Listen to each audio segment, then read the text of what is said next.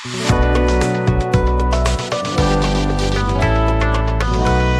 Guys, welcome to my channel. Guys, this is Manjeet. And जैसा कि आप सब जानते हैं कि हम लोग ने द्रव्य विज्ञान स्टार्ट किए हैं। एंड द्रव्य विज्ञान में बेसिकली हम लोग सारे टॉपिक धीरे धीरे कवर कर रहे हैं। एंड लास्ट में हम लोग ने जो पृथ्वी महाभूत है वो टॉपिक पिछले वीडियो में कवर कर लिया था। एंड अब हम जो काल द्रव्य हैं वो स्टार्ट करेंगे। बेसिकली हम क्या कर रहे हैं, जो एनसीआईएम का नया सिलेबस आया है बीएमएस फर्स्ट ईयर के लिए, उसके हिसाब से हम धीरे धीरे क्या है सारे टॉपिक्स को कवर कर रहे हैं। ठीक है, तो अब हम देखने वाले हैं काल द्रव्य के बारे में। काल द्रव्य में एटोमोलॉजिकल डेरिवेशंस देखेंगे, काल के लक्षण, उनके कैसे डिविजन्स हैं, उनके कितने भाग हैं, ये सारी चीज़ें, और उसका महत्व क्या है हमारे आयुर्वेद शास्त्र में, इन सभी चीज़ों के बारे में देखेंगे। ठीक है, तो चलिए स्टार्ट करते हैं। अब देखते हैं हम काल द्रव्य के बारे में। तो गाइस, काल द्रव्य में हम सबसे पहले देखते हैं काल शब्द की व्युत्पत्ति या फिर एटिमोलॉजी। तो कला शब्द से ककार और ली धातु से लकार काल शब्द से निष्पत्ति, मतलब इसमें वो ये बोलना चाहता है कि जो ककार और आकार होते हैं तथा जो ली धातु है उनमें से जो लकार है उससे क्या होता है, काल शब्द उत्पन्न होता है। जैसे ककार में क, आकार में आ तथा ली धातु का ल या फिर जो कि लकार में होता है उससे क्या होता है, काल शब्द की निष्पत्ति या फिर उत्पत्ति होती है। अब साथ ही साथ दूसरा जो काल की व्युत्पत्ति हम देख सकते हैं वह सच सुषमाम अपि न कलाम न नियति इति काल, मतलब जो काल निरंतर गतिशील होता है और क्षण भर भी नहीं रुकता है, इसलिए उसे काल कहते हैं। अब काल के पर्याय में बेसिकली हम दो चीजें देखते हैं। काल को भगवान और स्वयंभू आदि नामों से जाना जाता है। ओके, तो ये थे काल के पर्याय।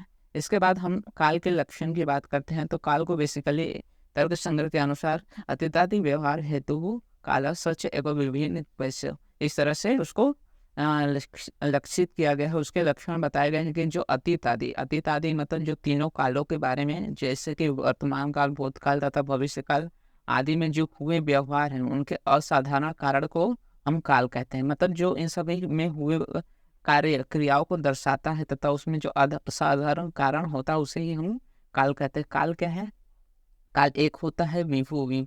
एक है काल, काल के कोई डिविजन्स नहीं देखने को मिलते, बस हम उनको औपाधिक भेद से अपने सुलभता के लिए हम उसको औपाधिक भेद से क्या है डिविजन्स प्रोवाइड करते हैं। लेकिन इसके लिए काल क्या है, एक होता है वो विभु, मतलब सर्वत्र होता है, और नित्य मतलब सदा चलने वाला रहता है, न कभी उसका न आदि है तथा न ही अंत है। ठीक है, इसके बाद वैशेषिक दर्शन के अनुसार काल के लक्षण देखें तो अपरस्मैन्य परम युगपत चिरम क्षिप्रम इति काल लिंगानी, मतलब यह क्या है, इससे छोटा है, ये इससे क्या है छोटा है, या दोनों एक साथ पैदा हुए, चीर है या शीघ्र, ये सारी प्रतिनिधियां क्या है काल के लिंग है, मतलब लक्षण है। तो ये बहुत ज्यादा चीर मतलब बहुत ज्यादा दूर तक फैला हो, या फिर बहुत छोटे से छोटा सूक्ष्म के कारण को ही हम काल कहते हैं। ठीक है, अब आगे बेसिकली हम देखते हैं। तो चरक संहिता ने काल के अन्य लक्षण बताए हैं कि काला पुनः परिणाम उच्यते। काल के द्वारा क्या होता है, परिणाम होता है। जैसे काल के द्वारा वृद्धावस्था आता है, काल के द्वारा क्या होता है, मृत्यु आदि जो स्वाभाविक रोग होते हैं, ये सभी काल के ही परिणाम होते हैं। ओके, एंड सुश्रुत संहिता ने बोला है कि संकल यति काल यति वा भूतिनी इति काला, तो मतलब जो सभी चेतना जो विषय का एक दिन अंत हो जाता है, जो काल के अधीन होती है, साथ ही साथ इन सभी दृष्टिकोण से जो काल है सभी के एक समूह में क्या करता है, बांधे रखता है। मतलब जितने जितने के विषय है तथा जो सभी दृष्टिकोण काल के अधीन होते हैं, इन सभी को काल क्या रहता है, एक साथ बांधे रखता है। तथा काल क्या होता है, सभी को मृत्यु के समीप या फिर जरा वृद्धता के समीप ले जाता है। और यहाँ पे पर्याय के ही श्लोक दिए हैं, कालो ही नाम भगवान स्वयंभू न आदिर मध्य निधना, मतलब इसमें बोला है काल को भगवान कहा गया है, वह स्वयंभू है, मतलब वो किसी से उत्पन्न नहीं होता। साथ ही अनादि है, न इसका कोई आदि है, न अंत है, न मध्य है, ये सतत प्रवाहशील होने वाली द्रव्य है। ओके, इसके बाद काल के गुण की बात करते हैं। तो काल के बेसिकली 5 गुण बताए गए हैं, जो कि संख्या, परिणाम, पृथकत्व, संयोग, विभाग। तो ये सारे गुण तो हम लोग ने जो द्रव्य थे, आकाश द्रव्य, इन सभी जो द्रव्य थे उनमें भी देखे थे कि संख्या क्या होता है। तो काल की संख्या क्या होती है, 1 होती है। साथ ही साथ उपाधि भेद से मैंने जैसे बताया कि उसको अपने सुलभता के लिए हम लोग उपाधिक भेद से अनेक प्रकार के मानते हैं। फिर उसके बाद परिणाम मतलब काल विभु परिमाण वाला होता है। पृथकत्व, तो काल क्या है, अन्य 8 जो कारण द्रव्य उनसे अलग है। साथ ही साथ ये काल क्या होता है, भूतकाल से विवाह करता है और भविष्य काल से संयोग करता है, साथ ही वर्तमान काल से भी सहयोग करता है। अब काल के भेद देखेंगे तो काल क्या होता है, एक होता है, लेकिन उसे औपाधिक भेद से हम लोग ने अनेक प्रकार के कहे हैं। जैसे सबसे पहले हम देखते हैं तो कालो ही नित्यगश अवस्थिकश्च तत्र अवस्थिको विकारम अपच्यते नित्यगः तु ऋतु सात्म्यम अवच्छते। ठीक है, तो बेसिकली काल को क्या है, औपाधिक भेद से हम लोग ने डिविजन्स किए हैं, जिसमें से काल के 2 भेद किए गए हैं, एक नित्यक भेद और दूसरा अवस्थिक।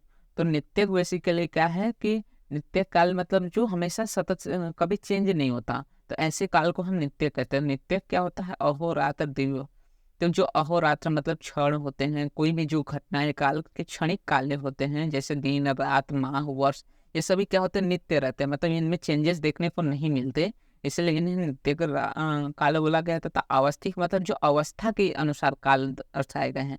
अवस्था काल मतलब बाल्यावस्था हो गया, फिर तरुण अवस्था, वृद्धावस्था, अवस्था, ये सारी जो अवस्थाएं होती है शरीर के अंदर या फिर जो हमारे आजू बाजू के एनवायरमेंट में, उन सभी को हम अवस्थिक काल कहते हैं। इसके अतिरिक्त काल को नित्य जो अवस्थिक बताया गया, साथ ही साथ इसमें संवत्सर और आतुर अवस्था इस तरह से इनको बताया गया। बेसिकली वो भी सेम ही है, नित्य को ही बस यहाँ पे उन्होंने संवत्सर बोल दिया और अवस्थिक को आतुर अवस्था, क्योंकि जो अवस्थिक होते हैं उनमें आतुर अवस्था इस प्रकार से देखी जाती है कि जो रोगी होता है पहले स्वस्थ होते हैं, बाद में उसमें चेंजेस होते हैं तो वो आतुरित हो जाता है। ठीक है, साथ ही साथ संवत्सर के 2 भेद किए गए हैं, एक दक्षिणायन और उत्तरायण। ये सारे जो ऋतुचर्या अध्याय हैं हमारे चरक संहिता में और अष्टांग हृदय में, उन सभी में देखने को मिलेंगे दक्षिणायन उत्तरायण। ठीक है, तो काल के यहाँ बेसिकली संवत्सर और आतुर अवस्था इस तरह से 2 भागों में विभाजित किया गया है और संवत्सर को फिर दक्षिणायन तथा उत्तरायण में विभाजित किया गया। अब काल के प्रधान 3 ऋतु भेद पाए जाते हैं, तो इस प्रकार से क्या है, काल के 3 ऋतु भेद में भी बताए गए हैं, जैसे शीत ऋतु, फिर उष्ण और वर्षा। इस प्रकार से 3 ऋतुओं में उनके विभाजन किया गया है। और इन ऋतुओं के फिर उप ऋतु होते हैं, जिनको हम बेसिकली शिशिर, ग्रीष्म, शरद, वसंत, वर्षा, हेमंत, इस तरह से 6 ऋतुओं में विभाजित कर देते हैं। जो एक संवत्सर होता है तो एक वर्ष को हम संवत्सर बोलते हैं, और एक संवत्सर में 2 आयन होते हैं और एक आयन में 3 ऋतु देखने को मिलती हैं। ठीक है, अब बात करते हैं काल जो कि ऋतु के अनुसार होते हैं, तो यही जो 6 ऋतुएं बताए गए हैं वो हैं। फिर मास के अनुसार 12 मास देखने को मिलते हैं, चैत, वैशाख, ज्येष्ठ, आषाढ़, श्रावण, भाद्रपद, अश्विन, कार्तिक, मार्गशीर्ष, पौष तथा माघ एंड फागुन। इस तरह से 12 जो मास है जिनको हम मंथ्स कहते हैं वो देखने को मिलते हैं एक काल में, जो कि हमारे संवत्सर काल होते हैं। इनको नित्यक भी कहा जाता है। साथ ही साथ सुश्रुत संहिता के अनुसार क्या होते हैं कि उन्होंने काल के क्या है, सुश्रुत बहुत सारे अलग अलग वर्णन विस्तार में बताए गए हैं। जैसे उन्होंने बताया कि जो सूर्य की गति होती है उसके अनुसार काल का विभाजन होता है। जैसे काल के 11 भाग किए गए हैं, तो उनमें जो 11 भाग मिलते हैं, उनमें जो मात्रा या फिर अच्छी निमेष जिसे बोलते हैं, मतलब एक पलक छिपकाने में जो लगने वाला समय होता है उसे निमेष कहते हैं। ठीक है, तो 15 जो निमेष या फिर मात्रा है उससे एक काष्ठा बनती है तथा 30 काष्ठा द्वारा एक कला बनती है। अब जो कला है उससे 20 कला द्वारा एक मुहूर्त बनता है तथा 30 मुहूर्त से एक दिवस रात्र बनते हैं। ठीक है, तो एक दिन रात क्या होते हैं, 30 मुहूर्त से बनते हैं। और 15 अहोरात्र मतलब 15 दिन रात से एक पक्ष, तो 15 दिन को हम एक पक्ष कहते हैं। 2 पक्ष मतलब 30 दिन से एक मास बनता है तथा 12 मास से एक संवत्सर मतलब एक वर्ष बनता है तथा 2 मास से एक ऋतु बनती है, 3 ऋतु से एक आयन बनता है तथा 2 आयन से एक वर्ष या फिर संवत्सर बनता है। साथ ही साथ 5 वर्ष से एक युग बनता है। तो ये इंपॉर्टेंट है, बेसिकली आपको याद रखने के अनुसार भी या फिर कहीं पे भी आपको याद रहे तो अच्छा रहता है। ठीक है, अब काल का आयुर्वेद में क्या महत्व है, मतलब उसका चिकित्सीय महत्व, उसका सिग्निफिकेंस क्या है। तो बेसिकली चिकित्सा और स्वास्थ्य के दृष्टि से काल क्या है, आयुर्वेद में अत्यंत महत्व रखता है, क्योंकि आयुर्वेद चिकित्सा में क्या है, काल को बहुत ज़्यादा अधिक महत्व दिया गया। क्योंकि जो भी हम दिनचर्या, ऋतुचर्या, आहार का सेवन आदि काल या फिर औसत काल या फिर मंच आदि कर्म करते हैं, वो सभी काल को ध्यान में रखते हुए किया जाता है। जैसे पंचकर्म आदि में भी देखेंगे जो हम और क्या बोलते वमन हो गए, आदि जो कार्य होते हैं, वमन, विरेचन, वस्ती, इन सब काल के अनुरूप किया जाता है। ठीक है, साथ ही साथ स्वास्थ्य रक्षण की दृष्टि से दिनचर्या तथा ऋतुचर्या का महत्व बहुत ज़्यादा देखने को मिलता है, और काल प्रभाव से ही क्या होता है, इन दोनों का वर्णन देखने को मिल रहा है। इसके अतिरिक्त हम देखते हैं कि जो रोग निदान है उसकी दृष्टि से भी षटक्रिया काल बहुत महत्वपूर्ण है, क्योंकि यही षटक्रिया कालों में हम जो उत्पन्न हो रहे दोष पे उनके क्रिया करने के अवसर को प्राप्त करते हैं। तथा हम देखते हैं कि जो वात, पित्त आदि कफ दोष है वो किस ऋतु में या फिर किस जो समय है, काल है, उसमें अधिक उनका संचय प्रकोप पशम देखता है। तो जो वात दोष है उसका बेसिकली ग्रीष्म ऋतु में संचय, वर्षा ऋतु में प्रकोप तथा शरद ऋतु में प्रशमन देखने को मिलता है। उसी के अनुसार पित्त जो होता है उसका वर्षा ऋतु में संचय होता है, शरद ऋतु में प्रकोप तथा हेमंत ऋतु में प्रशमन होता है। एंड कफ का बेसिकली शिशिर और हेमंत और शिशिर में उनका जो संचय होता है, प्रकोप वसंत ऋतु में देखने को मिलता है तथा ग्रीष्म ऋतु में उसका प्रशमन। तो ये जो प्रकोप काल है, इन कालों में बेसिकली हम बस्ती, विरेचन और वमन आदि कार्य करते हैं। ओके, अब चिकित्सा निर्धारण में अवस्थित काल के अनुसार दोष का विचार करना भी आवश्यक है, क्योंकि अगर जो व्यक्ति रुग्ण है उसकी अवस्था चिकित्सा लेने लायक नहीं है, तो ऐसे में चिकित्सा करने से जो दोष होंगे और उग्र हो सकते हैं। इसीलिए क्या है, दोष के चिकित्सा करने में भी अवस्थित काल का निर्देश करना या फिर विचार करना बहुत जैसे बाल्य अवस्था है तो उसमें कफ के दोष प्राधान्य होता है, तो कफ आदि की चिकित्सा करनी चाहिए। तरुण अवस्था में पित्त आधिक्य होता है तो पित्त की चिकित्सा, तथा वृद्ध अवस्था में जो वात दोष होता है वो बहुत अधिक प्रभावशाली रहता है, तो ऐसे में वात की चिकित्सा आदि। तो इस प्रकार से क्या होता है, अवस्थित काल के अनुसार हमें दोषों का विचार करके चिकित्सा करनी चाहिए।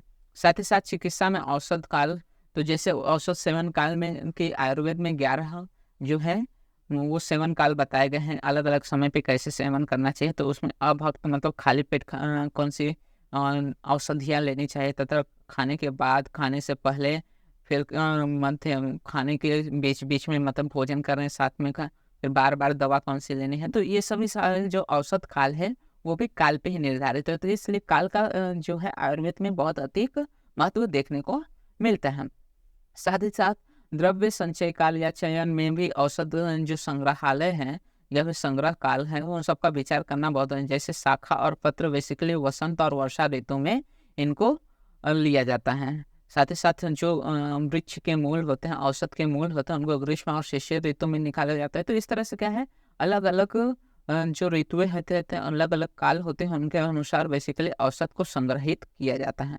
अब व्याधि के साध्यताओं में भी काल का विचार देखने को मिलता है कि ये व्याधि जो है असाध्य है कि असाध्य है, क्योंकि अगर वर्षा ऋतु में आपका वात दोष बहुत ज़्यादा प्रकोपित हो जाता है तो ऐसे में क्या हो सकता है कि उसके जो साध्य करने की है वो दोष क्या हो सकता है, असाध्य हो सकता है, मतलब थोड़ा पीड़ादायक हो सकता है उसकी चिकित्सा। ठीक है, अब इसका उदाहरण देखते तो 3 वर्ष पुरानी जो अर्दित होता है, अर्दित मतलब हेमिक्रेनिप्लेसिया, मतलब इसमें पैरालिसिस देखने को मिलता है, वो 3 वर्ष से अधिक हो जाए तो फिर उसको वो असाध्य, मतलब उसकी अब ट्रीटमेंट नहीं हो सकती।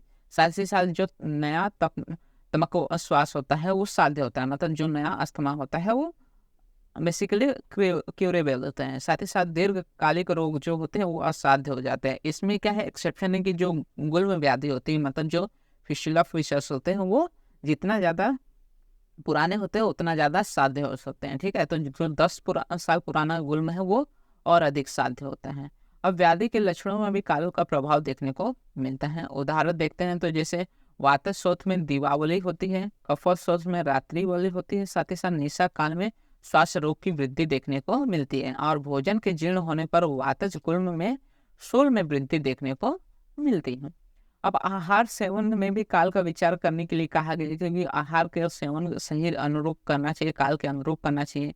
जैसे निश्चित रात में मतलब रात के समय में अधिक आहार नहीं करना चाहिए, क्योंकि मेटाबॉलिज्म स्लो रहते हैं, पित्त उतना क्योंकि रात्र में कब्ज अधिक रहता है, तो ऐसे में भोजन न पचने के कारण आमावस्था, अजीर्ण अवस्था उत्पन्न होते हैं, जिसके कारण दोष उत्पन्न हो सकते हैं, व्याधियाँ उत्पन्न हो सकती हैं। तो इसीलिए क्या होता है, आहार सेवन में भी काल का विचार करने के लिए कहा गया है।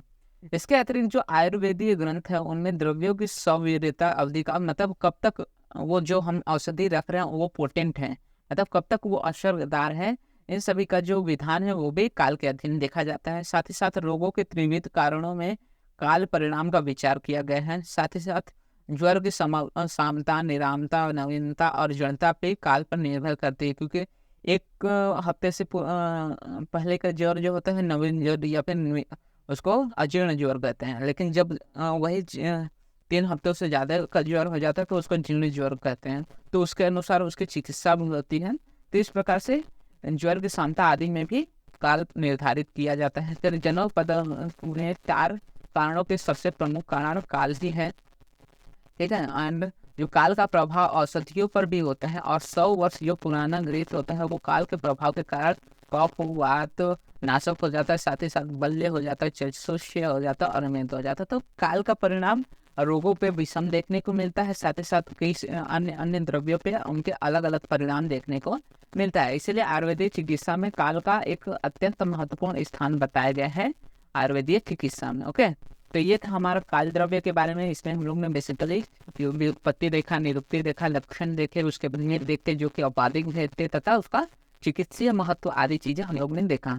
अब नेक्स्ट वीडियो में हम स्टार्ट करेंगे जो दिशा द्रव्य है उसके बारे में, उसके चीजें पढ़ेंगे। ओके, एंड गाइस अगर आपको वीडियो अच्छी लगी हो तो वीडियो को लाइक कीजिए एंड चैनल को सब्सक्राइब कीजिए, जिससे आपको फर्दर वीडियोस रिलेटेड अपडेट्स मिलते रहें। एंड साथ ही साथ आप हमारे टेलीग्राम चैनल को ज्वाइन कीजिए, उसका लिंक आपको वीडियो के डिस्क्रिप्शन में मिल जाएगा, जहाँ पे आपको सारे जो BMS से रिलेटेड मटेरियल्स होते हैं, बुक्स होते हैं, साथ ही साथ PDF फाइल्स होते हैं, वो सभी अवेल हो जाएंगे। ओके।